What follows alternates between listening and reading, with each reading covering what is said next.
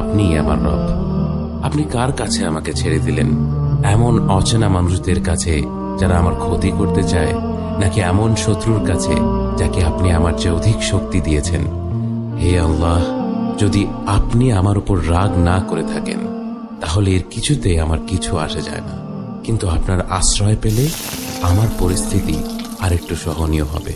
হে আল্লাহ, আমি আপনার চেহারার নূরের কাছে আশ্রয় চাই, যা সব অন্ধকারকে উজ্জ্বল করে দিয়েছে, যা দুনিয়া এবং আখিরাতের সব বিষয়ের সংশোধক। আল্লাহ, আপনার রাগ এবং অসন্তুষ্টি থেকে আমি রেহাই চাই। আল্লাহ, এ সব কাজই শুধু আপনাকে খুশি করার জন্য করা, এবং আপনি ছাড়া কোনো শক্তি নেই, কোনো ক্ষমতা নেই।